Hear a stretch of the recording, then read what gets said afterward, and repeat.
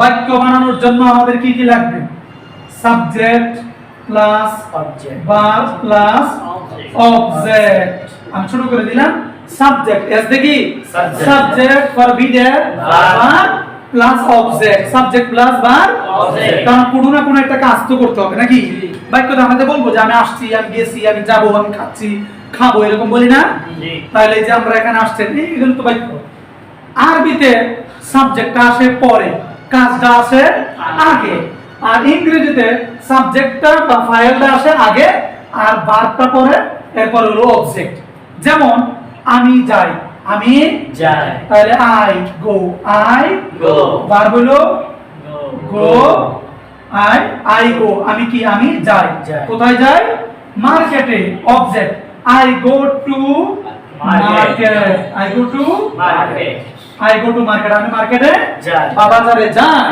তাহলে আই হলো কি সাবজেক্ট, Subject। আর পরে হলো ভার্ব, গো কি ভার্ব, Verb। আর এটা সবটা মিলে একটু এগুলো ব্যবহার করে আলোচনা করব, টু এগুলো নরমাল সিম্পল বিষয়।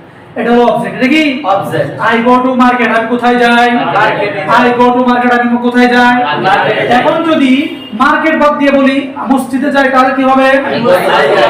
আই গো টু মসজিদ। মসজিদ বাদ দিয়ে যদি মাদ্রাসা বলি, I go to madrasa. I go to madrasa, I go to madrasa. এখন আয়ের জায়গায় যদি বলি ইউ গো টু মাদ্রাসা, অর্থ কি তুমি মাদ্রাসা যাও। ইউ গো টু মার্কেট, তুমি মসজিদ, তুমি মার্কেটে যাও। যাও।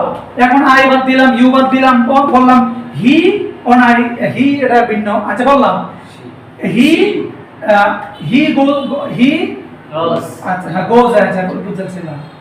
আচ্ছা বললাম হি গো টু মার্কেট, সে মার্কেটে যায়, সে মার্কেটে যায়। তখন কিন্তু এখানে একটু পরিবর্তন আসবে।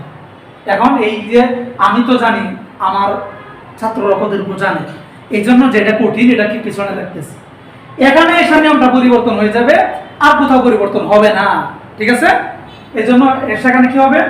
থার্ড পারসন সিঙ্গুলারের মধ্যে এস বা ইএস, এস বা Yes। যেহেতু সামনে আসছে বলে দেই, থার্ড পারসন সিঙ্গুলারের মধ্যে ভার্বের সাথে প্রেজেন্ট ইনডিফিনিটের যেহেতু কোনো অক্সিলারি ভার্ব নাই, এজন্য তার ভার্বের সাথে এস বা ইএস, এস বা Yes। যদি এখন মনে থাকে ভালো, আর না থাকলেও এটা আমি যখন দরকার তখন কি করব?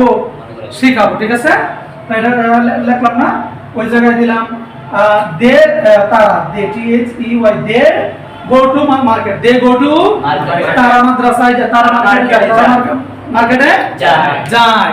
এখন আপনারা এই গোর অর্থ জানেন যাওয়া, এই জন্য হয়তো বলতে পারতেছেন। এইরকম যদি 1000 ভার্ব জানেন, তাহলে 1000টা বাক্য আপনারা তৈরি করতে পারবেন ইনশাআল্লাহ। এজন্য আমি আগেও বলেছি, এখনো বলেছি, এটা আমাদের দুই নাম্বার ক্লাস রানিং। কয় নাম্বার? 2 নম্বর। আপনি কি মনে করেন আপনাদের প্রত্যাশার চাইতে কি কম শিখছেন না বেশি শিখছেন? কারণ ক্লাস তো মাত্র কয়টা? দুইটা। যদি মনে হয় 2 মাস শিখছি, এই মাত্র এই কয়টা, তাও আবার এই অনেকে টাইম দিচ্ছে 2টায়, আর 1টা-3টার সময় আসছেন। আজকে তো 3টায় শুরু হইল। এজন্য আমি এখনো বলছি, আবারও বলতেছি, পরেও বলবো, ভবিষ্যতেও বলবো, যে যখনই আসবেন সবাই এই যে ভার্বের শিটটা মুখস্থ করতে হবে। কারণ এইগুলো নিয়ম শিখলে বেশি দিন লাগবে না, কিন্তু ভার্ব মুখস্থ না করলে পরে আপনি শুধু নিয়ম জায়গায় বসে থাকতে হবে, আর মজা লাগবে না, সামনে আগাইতে পারবেন না। আচ্ছা যা হোক, এখন বাক্য বানানো একটা বাক্য মাত্র দেখাইলাম। কাল মোট কত প্রকার? 3 প্রকার। প্রথমত 3 প্রকার, পরে এগুলো আবার কত প্রকার? 12 প্রকার। কত প্রকার? 12 প্রকার। কয় প্রকার? 12 প্রকার। কাল প্রথমত কয় প্রকার? 3 প্রকার। তারপরে কত প্রকার? 12 প্রকার। আর একটু বলে রাখি, আলিয়ার পরীক্ষার কথা বলছি, অনেকে হয়তো দিবেন বা অনেক সমস্যা কাজ হতো না, জানি না। এখন কিন্তু আগের দিন নাই, আজকে এইচএসসি পরীক্ষার ফলাফল দিচ্ছে 5 লক্ষ ফেল। কয় লক্ষ? এটা হাজার না, কিন্তু সংখ্যা বেশি না। 5000 হইলে কিন্তু কইতাম যে